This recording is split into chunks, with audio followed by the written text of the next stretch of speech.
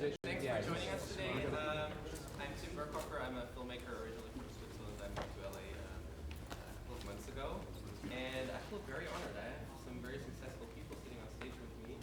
So like in total, like 15, 16 million raised in crowdfunding. Those are the close. So on your right side is Julie Uhrman, founder of Ouya, a very interesting game console concept, and she will tell us more about how she raised the money, how it's doing now, and how she keeps her backers involved. And right in the middle, this is Thomas. He's the CEO of the oldest Swiss watch factory, and he's joining us from Switzerland today. And he will give us some insights on how he combined the new concept of crowdfunding as a real investment in equity with a very, very traditional business that he kind of disrupted already. And then we have Brian Fargo. He's one of the most successful video game veterans out there. He did Wasteland, he did Fallout, and he tried to create the sequel for Wasteland for quite some time, and he finally did and raised a couple of millions on Kickstarter as well. So give a nice applause for him.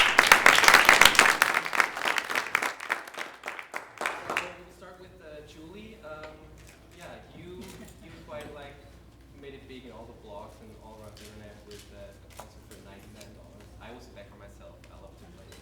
You should all get it. It's a really cool concept. And why don't you tell us about how you came up with the idea and why crowdfunding? Yeah, so the company's name is Ouya. It's a video game console for the television. It's based on Android. Inexpensive and affordable for gamers, and that it's $99, and all the games are free to try. And so what we wanted to do was two things, which is actually very disruptive for an industry that has historically been very closed, which is give developers the fastest path to the television. So we wanted to create an open game console where any developer can develop and build a game, bring it to the television, and then allow the gamers the ability to actually want to try new content, new types of genres, inventive games for new people by lowering the barrier of that trial. So instead of paying $60 before you even know if you like a game, or like it for 2 hours and then decide you don't like it and you need to get your money's worth, give them the ability to try it for free. And so we had this idea back in January of 2012.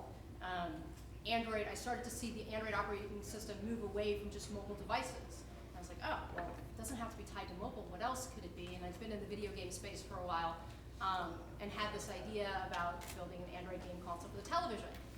First phone call I made, and this is totally coincidental that you and I are together here, although Brian is a huge supporter of me and has been from day one, was to Brian, as a game developer, to say, are the mobile chipsets powerful enough to build a great game for the television? Because the only way to do it for $99 is to do the opposite of what Xbox did, which was to build a custom chip. And Brian said, you have to do two things. You have to build it on an NVIDIA chipset, because it's the most powerful processor there is, and you have to make it inexpensive to gamers to set a different expectation that you're not competing directly with Xbox and Sony. And that's exactly what we did. And so we started the traditional way. We went and started talking to a bunch of venture capitalists. We figured this was the perfect venture funding idea. It's a gigantic industry. It's $65 billion. There's an oligopoly of competitors whose sales are declining year over year, and there may or may not be next gen, and we don't know what they're going to look like. It's an ecosystem that we get to control, and it's a product that we can make relatively inexpensively. It's disruptive in the definition of the word disruptive, and we thought VCs would fall all over us. And what happened was they heard the word hardware, and they went to their next meeting. It's funny because hardware is not a dirty word anymore, and today it's a very different world for people that want to build hardware. But we had looked very early at Kickstarter as a way to build an audience and then eventually raise the money to build a prototype. And I said no to it more times than not in the first half of 2012 because I saw people like Brian raise money who had an established space in the industry. People knew who you were, and if you're going to give money years sometimes in advance, you had pretty high level of confidence that Brian would deliver because he had a track record of doing it. I didn't have a track record of doing it, and hadn't built games in the way that a developer has, but more on the business side. So we sort of avoided Kickstarter, figured we'd raise the traditional way. Then Pebble came out and sort of blew my mind as far as a hardware with a software ecosystem, startup, somebody who didn't have the track record, and so I looked at it with Pebble plus Brian. watched it sort of take off, saw it hit about 1.2 million. A week and a half later, saw it hit 6 million, fell out of my chair, called my team and said, we're going to Kickstarter. And that's it. My initial big concern about Kickstarter was probably what everyone's is, which is your idea is out there and anybody can take it and run with it. And the reality is it is really hard to do what we do and be entrepreneurs. And we just decided that if we nailed the product market fit and if there was an audience, then we shouldn't be worried about the copycatters that came. And some have come and already gone. So we found the best people, eBay hard to do the design, developers to stand up and say, if this thing existed, we would bring our content to the product, and it went for broke on Kickstarter. Very interesting. So how did you get the word out there, like with the market is dominated by Sony and Microsoft? I mean, that is the one thing. I mean, if you asked me what was the one thing that you really did right, like the one thing that I think made the biggest difference is we got the word out day one about what we were trying to do. We actually got lucky in that respect because we had posted the idea of Kickstarter on a site where you could help find talent and also raise money from sort of institutional wealthy investors, and some press picked it up early and started writing about it. It's like, hey, there's this thing called Ouya, Fargo and Ed Freeze, one of the founders of Xbox is associated with it. I don't know much about it, but if it's real, it could be interesting, and these are legit people. Don't know who Julie Uhrman is. So it was gave us an opportunity, yeah, which was great. And I was like, great. Yeah, now everyone does, for better or worse.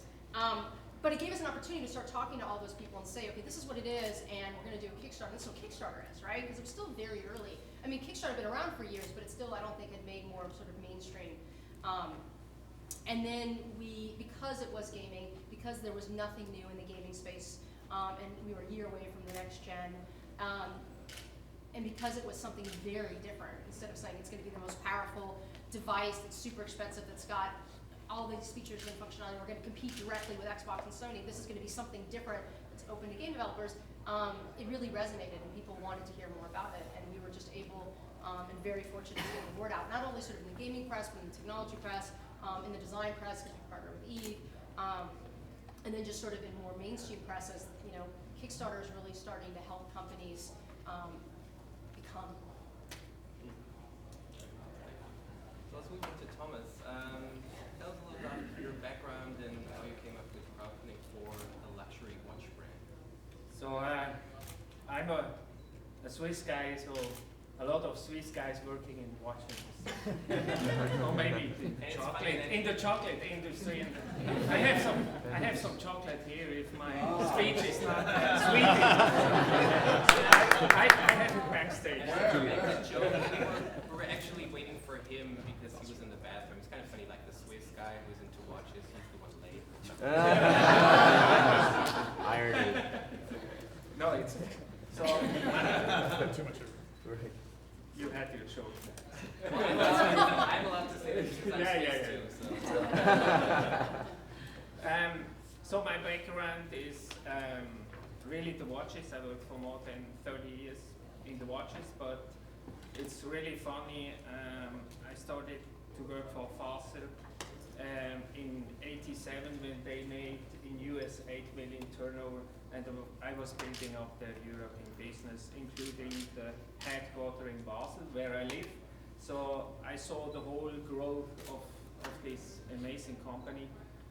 Today they make 3 billion, so an amazing way. That's how I learned to drive a business with the American background and how they do it. So that's my experience. But in 2010, I said, look, I'm 52, what I'm doing, I stay with Fossil for the rest of my life, or I'm doing what every Swiss watch guy is dreaming on, take a Swiss watch brand and maybe a sleeping princess and kiss them as long as you can that she's waking up. So that's why I bought this very old Swiss watch brand, Dubois. It's the oldest Swiss watch factory, founded 1785 in the heart of the Swiss watch mountains. And I signed the contract to buy this company, and the same night I wake up and said, Thomas, you are 52, what do you think? Do you know? You have so many big watch players in the market, like the big three groups, the the Swatch Group, Richemont and Louis Vuitton and Rolex and all these big players, they have tons of money. They are immediately in the market, and you have a brand, nobody knows it, what you're doing with it, and how you go into the market. And we closed the business down. We started a repositioning of the brand up in the luxury, which is even more difficult to be successful in the future. And we developed new products, and immediately the day is coming where you think about how you can finance the future. So that's, banks, private equity, private investors, all very difficult. So that's why I came in and started the research, to do the research in crowdfunding. Okay. And so then you decided, oh, crowdfunding sounds interesting, but I'm not gonna, I never heard of the luxury product that is like $10,000 a piece connected with crowdfunding, especially in your case with investing, because it's not really working yet over here in the US. So how did you set up the legal structure, and how did you really start everything? So, I'm a little bit an outsider with a luxury brand, even in this place. And when I started to do some research, Kickstarter and all the crowdfunding platforms, I saw that the luxury business is not existing because nobody from the luxury is using crowdfunding. So I said there must be a way how we can bring together the luxury and crowdfunding. But I saw immediately as well that I could not use for a $10,000 watch Kickstarter. So how will you present a luxury business on Kickstarter? It isn't possible. So we said immediately we decided to do it through our own platform, and we need a long-term relationship with the investors. So that's why we came up with equity funding. And when I had the idea to do a share capital increase of the company of 30% and offer the shares to private people, and I was going with this idea to my lawyer, you can imagine how his reaction was. He said, "Are you crazy now? You are running into troubles because you have the different laws in Europe, you have a different law in Australia and in US.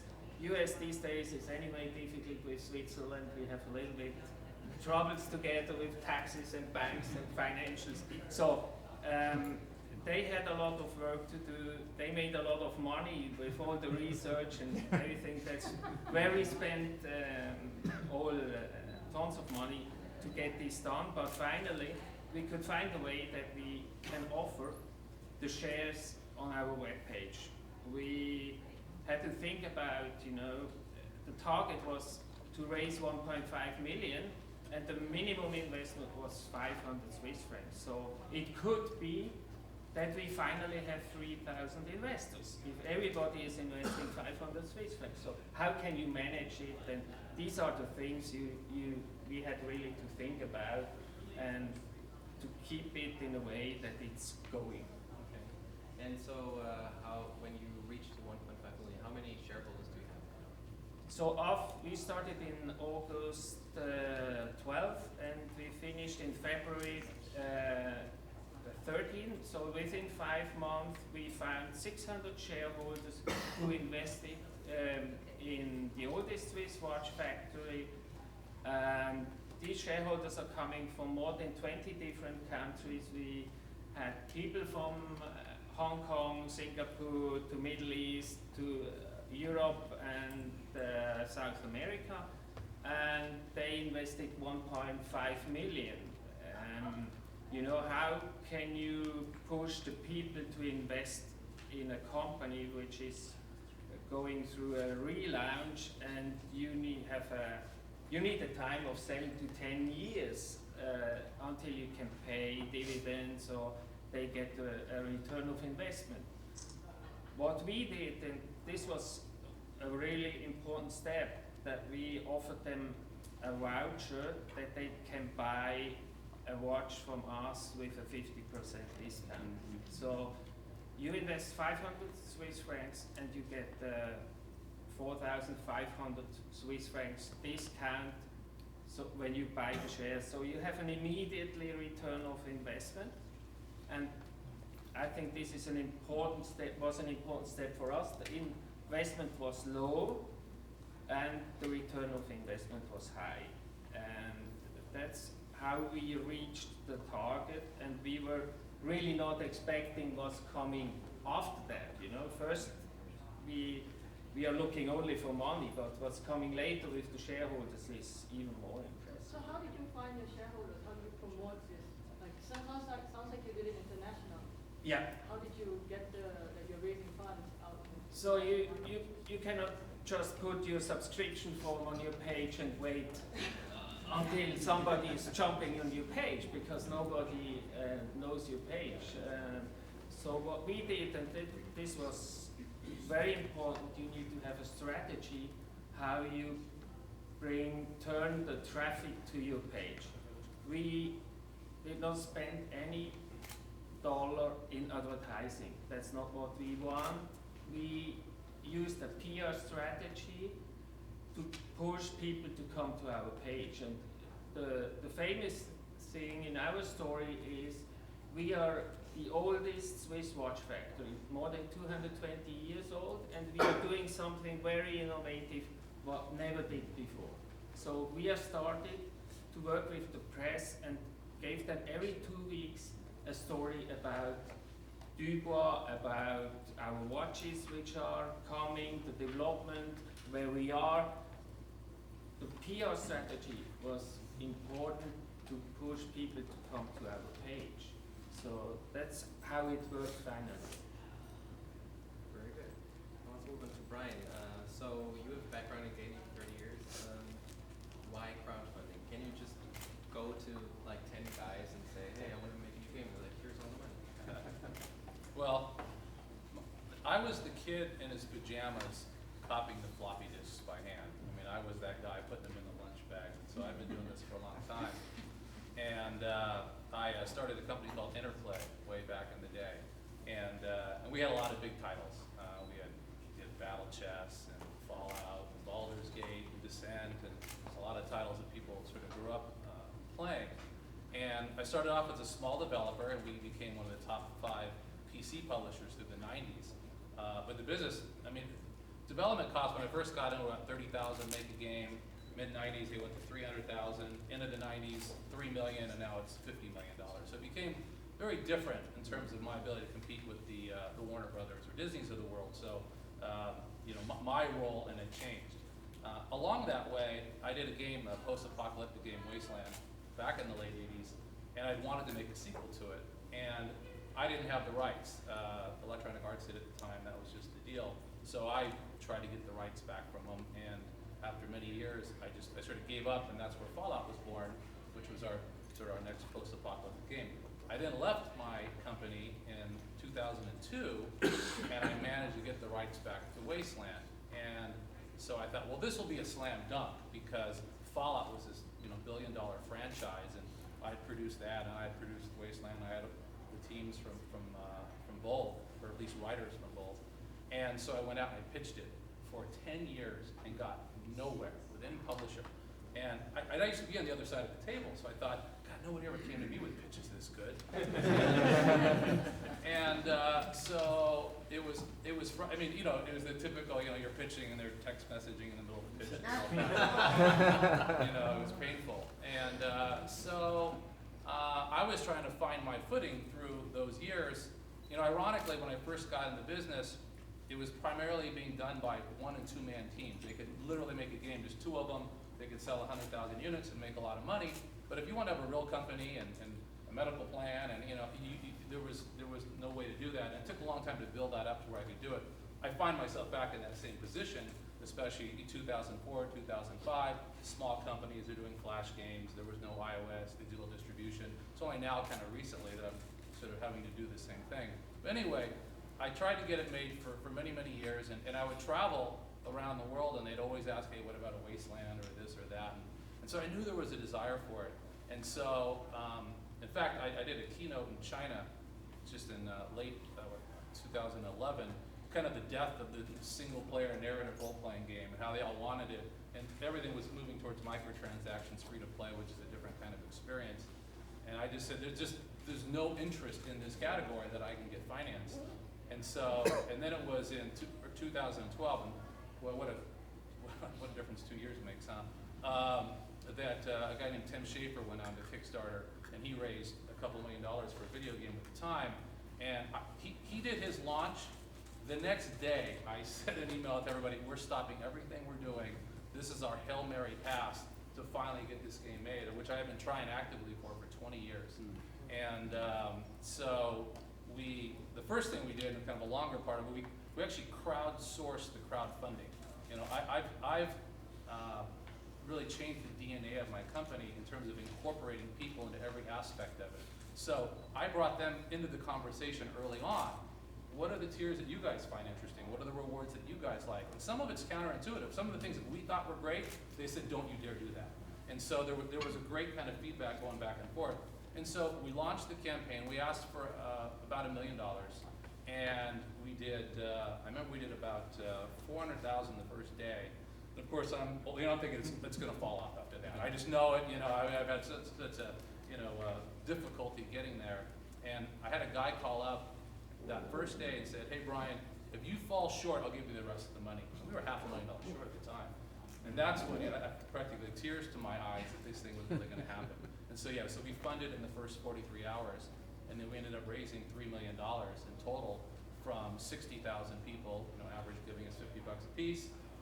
Basically, and probably a lot of you know, through crowdfunding, we don't give away equity, we don't give away any kind, there's no debt. They just want to copy the game. They just want that experience. And a lot of people say it's insane, like they can't understand why anybody would ever do that. And I always say, well, isn't there some band you grew up with that you love? And if they got together and said, hey, we're going to make an album, would you pay $20? And they say, yeah. So I think everybody's got their thing that they might be willing to do. And unfortunately, there's a lot of gamers. So we launched that, and then about halfway through, with our business, you want to start pre-production on the next one. Because what you can't afford to do is have everyone finish and then say, now what are we going to do? Because you're burning a lot of overhead. And I don't want to be hiring and firing. I want to keep everybody going. So that forces me to start pre-production on the next thing, so when the team one finishes, they can roll smoothly on to the next one. So I went out to Kickstarter before the first one was done. And they said, you're insane, because you haven't delivered the first one. Sort of, how dare you come out here and ask for more money when you haven't done what you've said yet? But my attitude was, look, there's a good business reason. I'm not making it up. I'll state my case, and hopefully they'll buy off on it. And This is for which game? This is for Torment. And I was nervous as hell. By the way, these things are terrifying to do, because when you do a crowdsourced campaign, you're just flogging yourself in the public square. Because if it doesn't work, your friends, your family, your peers, everybody's going to watch you have a disaster. Everybody's watching you, oh, poor Brian. So if it works, you're still flogging yourself in the public square. Well, It's yeah. like you're going to deliver, you're going to deliver, you're going to deliver. All these people didn't deliver. You're going to deliver. Well, once you launch, you've now turned your business into a spectator sport. So everybody's watching you. I was playing Candy Crush, and it puts those stupid notices on Facebook that you're playing. And I've had backers go, hey, get back to work. Yeah, so they're watching me every move I make. It's a bit like running for political office. How much did you raise? So anyway, we launched Torment, and there was a lot of, sort of trepidation, and we had the same amount, mostly because I was superstitious, and we ended up breaking the Kickstarter record. We were the fastest to $1 million. We made it to $1 million in, I think, 7 hours. Wow. Yeah. He's not telling me that he broke my record, and he's on the phone with me right before it's about to cross the unexpected record. Yeah. I'm like, thanks, Brian. I'm going to get back to work now. But you're still denying me the #1 spot. So. Because I can. So anyway, so real quickly. So basically, we hit it very. I think Zach Graff, he beat our record the next week. But anyway, so we ended up raising $4 million, which is the highest the video game's done on Kickstarter, and so now we're kind of doing our 2 dream projects. So that's why I'm here. So, Congrats. Yeah. Two things were, what did you say in China when you said nobody's interested in a game and now they saw it? There isn't interesting. Do they call you a liar? I haven't circled back to China yet. Okay. And the second thing is, what do the publishers think now that you kind of just left them out of the equation? it was kind of funny because I sort of made the publishers the bad guy in my video, which was to their sort of attitude towards it, like a text messaging and that sort of thing, how they wouldn't back basically what my fans wanted. And so, you know, it's amazing with the publishers, they're still barely noticing us. You know, I was talking to a publisher, it was like a year after Wasteland, and they said, what are you up to? And again, you're in my industry, you have no idea that we've even done all these things. They didn't even know we were working on it yet. So we're kind of starting to hit their radar. But you know, the publishers tend to look at stuff like, if it's not $1 billion franchise, I don't really want to hear about it, which is great. But when you go through our industry, whether it's Tomb Raider or Grand Theft Auto or Call of Duty, those are not projected to do $1 billion franchises. They were projected as very, and most, I know the Tomb Raider and GTA were 60,000 unit projections. That's all they were. And so you never know where your next $1 billion franchise. Only this time when a $1 billion franchise comes up, it's going to be in the hands of the creator because we own our intellectual property. I mean, that's the beauty of crowdfunding. If you think about, it's the antithesis of the publisher model or even the VC model. Because you would never go to a publisher and say, look, we want you to finance our game, okay, and tell you what, you can have input, but we don't have to do it because you're going to give us all the money up front. We're going to own the intellectual property, you're going to do our QA, you're going to do localization, and we're going to keep all the profits. What do you think? You know, it would be a disaster of a pitch. So, and that's basically what crowdfunding can do. Julie, what was your goal? How much did you raise? Our goal was to raise $950,000, and after 29 days, we had 86,000 backers, and we raised nearly $8.6 million. Wow, I guess that's now that you raised a lot more than you initially wanted or asked for, what did you do with the additional funds? I mean, the majority of it was to make units. So the whole point was the 950 was to get to a prototype, and then every dollar over that went to fund the actual development of the console.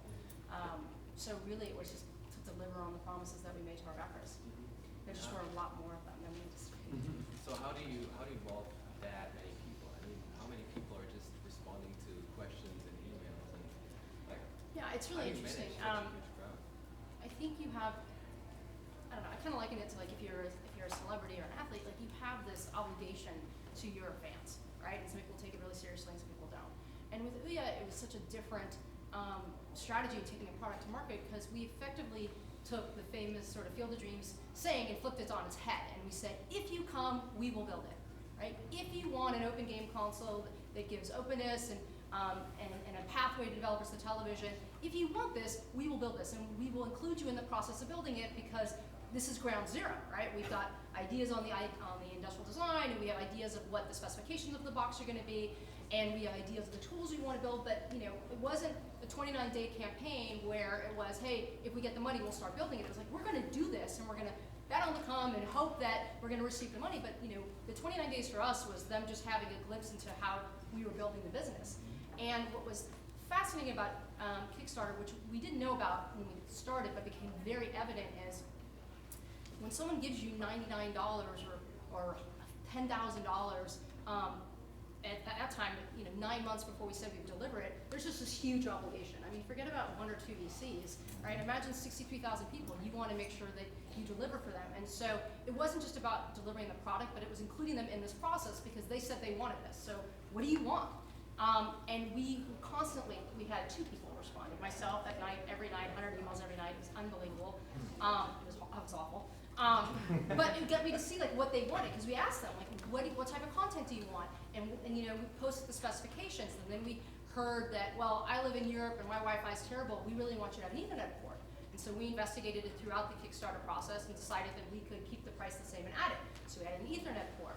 We found out throughout the process that our controller, we had different color O's on the 4 action buttons on a controller.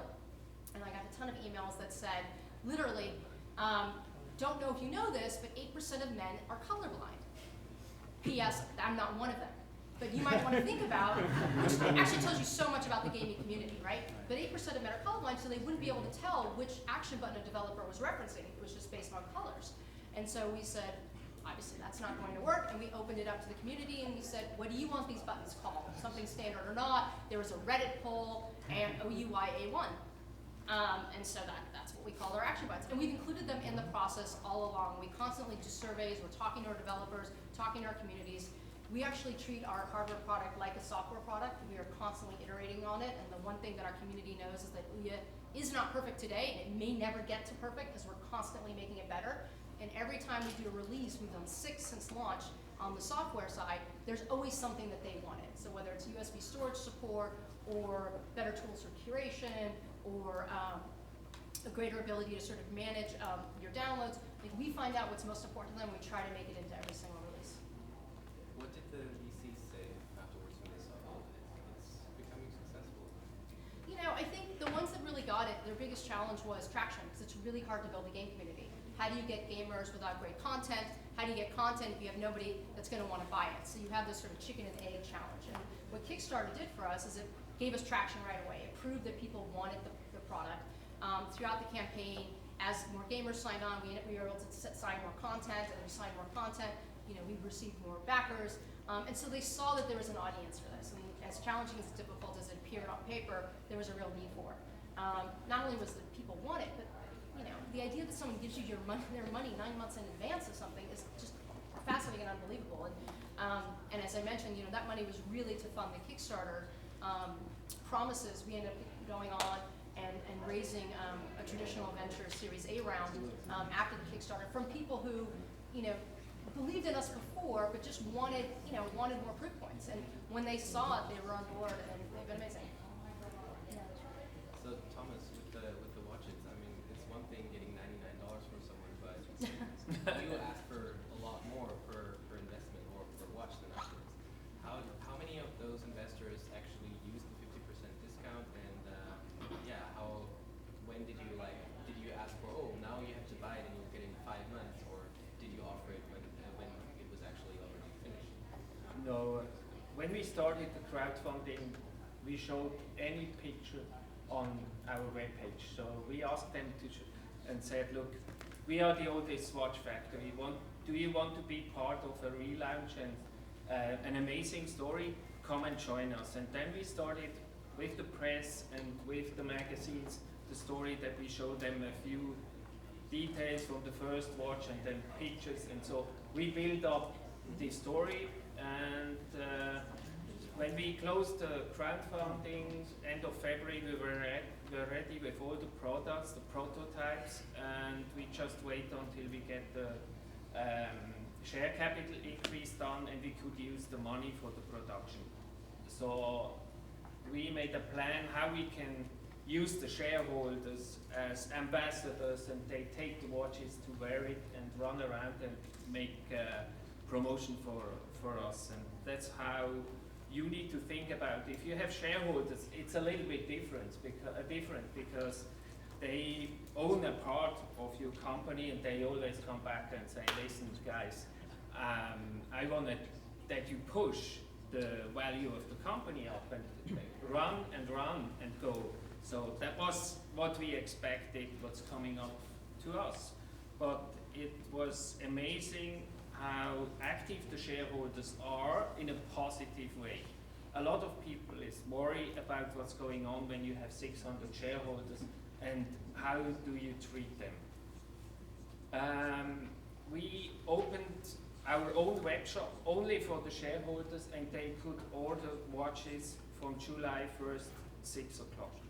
And we already saw before 6 o'clock that a lot of people jumped our page because all our products are limited edition with a limited edition number, and everybody wants to have number one from 99 pieces. So everybody wants to jump on the page and ask for number one. They even called me and said, look, can I have number 88? I'm from Asia. So, so a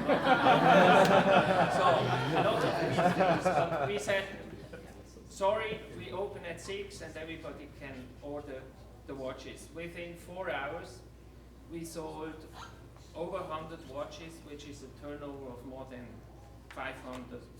450,000 US. So without doing it, I just had to wait until they placed the order and the system made the invoice and ship it by email to the people. So it was the most easy turnover I ever did in my life. And the day next, another 80 watches. So within 6 months we sold more than 260 watches, which is an immediately return of investment of another $1 million, which the shareholders gave us. So they invested not only in the capital of the company, they invested as well in the product. And in addition, in November, we asked them and said, look, to push the company on the next level, we are doing again a share capital increase. And we were as well a little bit worried. After 6 months, we come again and said, you need to do a share capital increase. So, but it was amazing. The shareholder amount was oversubscribed. We had an oversubscription. So another You have a wait list? another 500,000 It's like Green Bay Packers. came in, and currently we have a waiting list of more than 350 people who wants to become shareholders and asking me all the time when are the next shares available. So, but I want to keep this limited. It must be something special to be part of the story. And the main group of shareholders are currently in Europe, and you need to be aware that crowdfunding and equity funding in Europe, we are behind, way behind US. So it's something very special to do it there. And now we are on the way to move out the story. We are thinking about how we can get a limited number of shareholders in US, a limited number of shareholders in Middle East, and as well in Asia. So we keep the story of the telling of the shareholders for the next 2-3 years, and we have now time to roll out our retail distribution, and we are not under pressure to run and sell our watches into retail and to do a lot of mistakes. Brian, how do you involve your backers even after the funding process? Well, we really embrace the whole idea of the crowd, not just from the financing part, but also from the creation of the product. You know, while we've raised $3 million for a game or $4 million, you have to contrast that for video game development. That's not that much money. If you look at the opening cartoons for World of Warcraft or Call of Duty, basically they spend about $1.5 million a minute. So their budget for their opening cartoon is bigger than our entire game. So we had to, for a lot of different reasons, both kind of philosophically and then from a budget perspective, we needed to maximize. So I really changed the DNA of the company to make this game to embrace every aspect of it. Because in the old days, I would have an art department, maybe I'd have the group that did environments, and then animation or particle effects, and they all have different specialties. And they would basically be rewarded or incentivized based on what their group could do. And now they're more outward facing in terms of you need to help us to harness the power of everything that's out there, and it by either our fans helping actually do parts of it, or to reach out where there are already infrastructures in place to take advantage of the crowd in general. Like we switched over to the Unity technology for our game, and it's a 3D engine. There's different ones to choose from, but without getting into the why it's better or worse, it was the Unity asset store that made it so valuable. There's a whole ecosystem there for people that put up assets. They put up art, they put up programs, they put particle effects, they put up sound effects, and so we'll buy, if we want a gas station in our game, rather than have my 3D modelers go create that, which could take 4 weeks or so, we can buy it off the Unity asset store for $10, modify it, and we've got something. We've bought over 1,000 different things from this Unity asset store, where it would have cost us $300,000 or $400,000, $500,000. We could do it for a fraction of that. And so everything about it has been that way. So localization, for example, localizing our product in all the different languages we're doing normally would probably cost us $600,000 or $700,000. But what we'll do is we're going to put all the strings up on a site, and our fans will pull down a string, convert it, and put it up. And so we'll get our localization cost to well under $100,000, and we'll have an editorial go through and look for consistency and that sort of thing. But to do it from scratch has been very costly. I mentioned the Unity asset store. There were some assets that weren't in the store, so we put up concept sheets and say, hey guys, we need all these things. If you want to create it, we'll buy it from you. We'll put it in the game, but you can own it. We don't want to own your asset. In fact, go sell it to other people and say, as used in Wasteland. We don't care. So we had the fans step in and help create it from that perspective.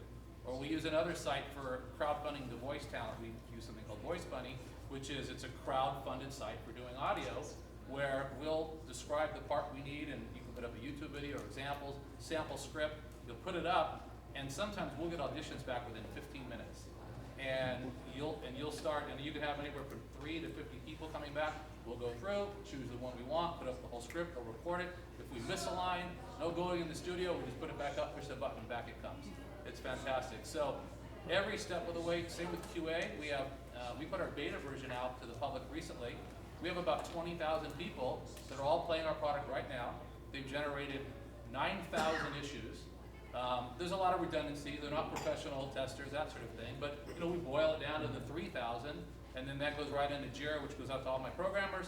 They're all working on those bugs. So they're actually right now helping us QA the product. So when we get to the end, we'll have dealt with a lot of compatibility issues and all the basic bug testing.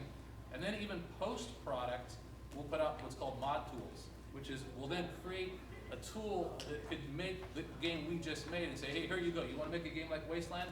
Go for it. And then they'll help the product go for years because they'll make other products using that. And so that's all the way, every step of the way, we've adjusted sort of the DNA of the company to embrace the crowd. What is the question? Yes, so could you elaborate on that a little more from a project management perspective, in the sense that you have to sort of react to what the crowd tells you. You can't really just say, here's a milestone in 3 months I'm going to meet. If the crowd is going to give you all these feedback, then you're going to have to respond really quickly. So can you elaborate a little more on, do you publish your milestone, or do you just pretty much react to what the crowd's telling you what to do next?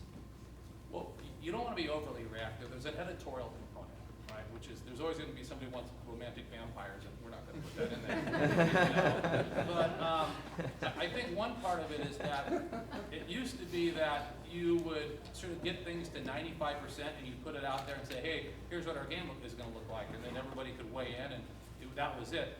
We take a leap of faith and we put things out that are 80%, and we say, hey, we know it's not done, but we want to get input now.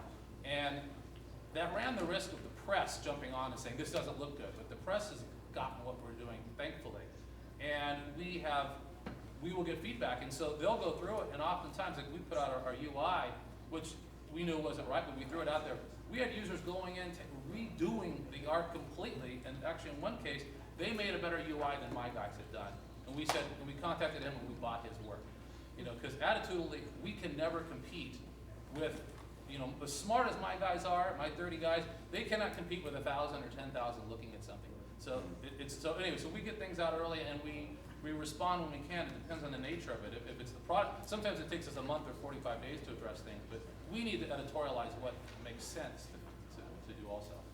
Before I open it to questions from the audience, I want to have all three of you talk, like, what would be your best advice for people who want to start with their project? Do the 3 top. You go first. Oh, well, he asked before, like what would be the 3 top things, and I don't know in any particular order, but there's a lot of psychology that goes with launching a Kickstarter campaign. They seem somewhat random, but there are some elements there.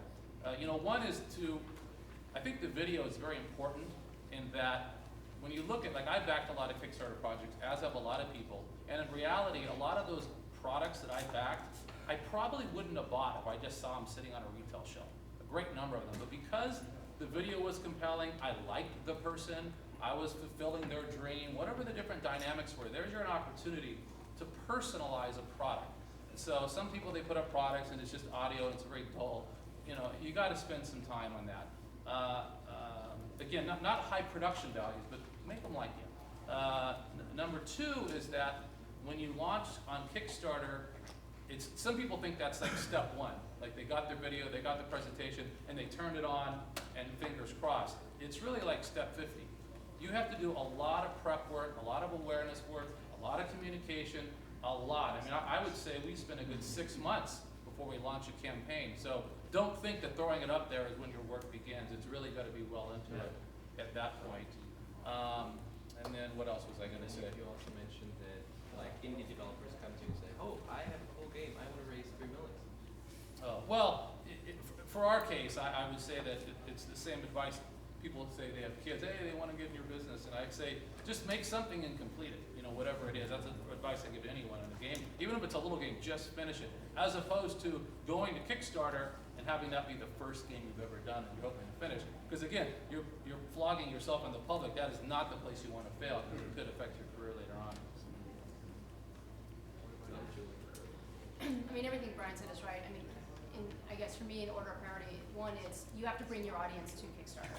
You cannot expect that if you put it up on any crowdfunding site that's it. You have to find your audience and bring them to your page, and then once they're there, the video for sure is the most compelling part to convince them.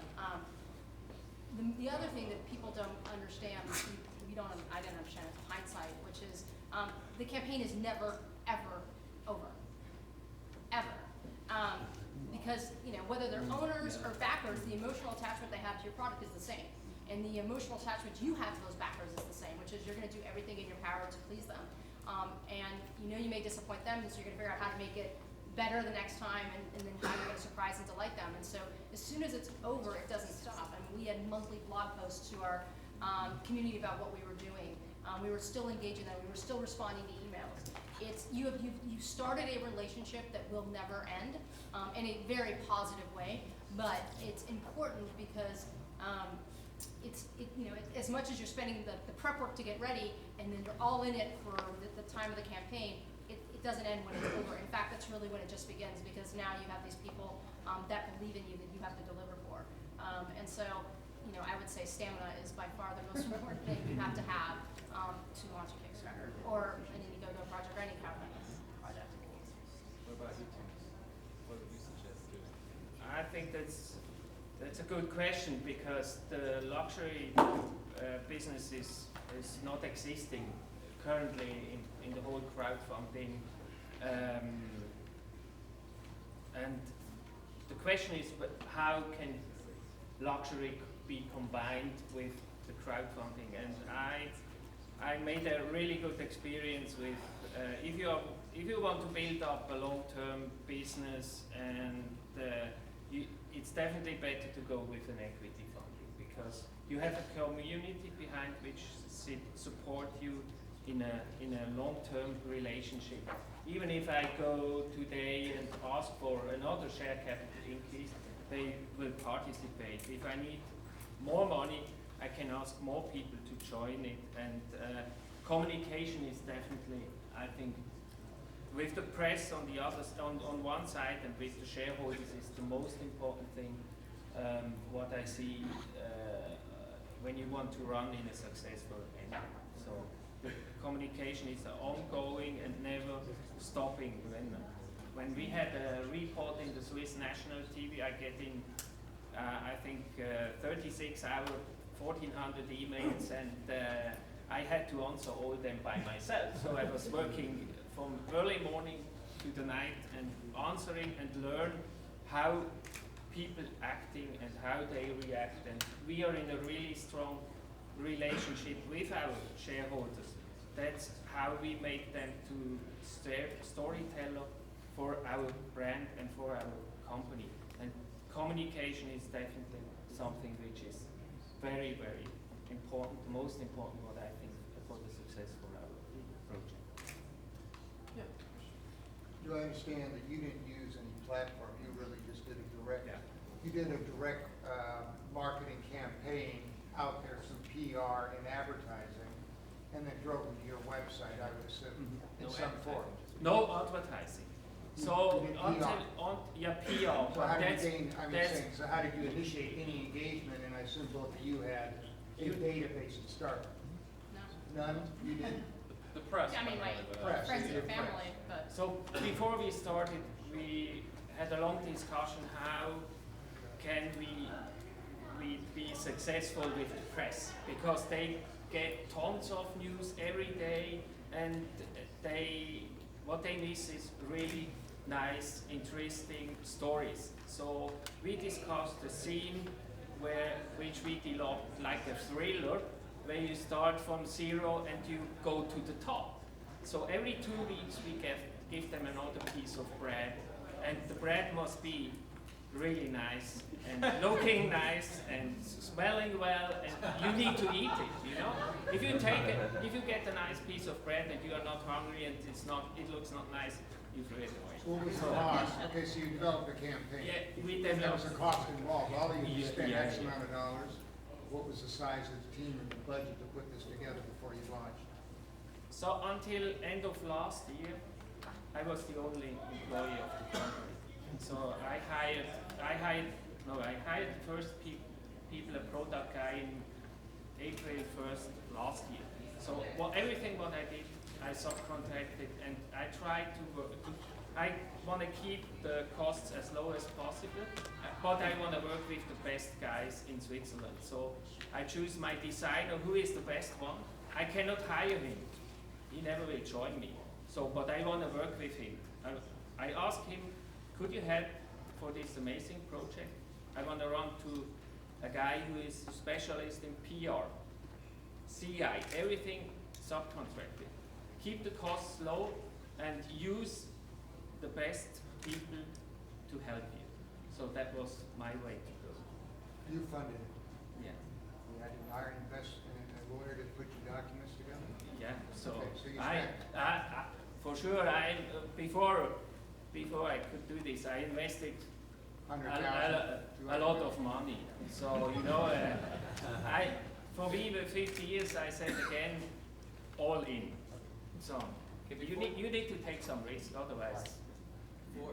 I'm pretty sure all three of them will stay for a couple more questions. But Yeah, we we have can to use the make sure. Sherwood room next door. Okay, sure. Over there. Because we have the next panel coming. Thank you all for Okay. joining.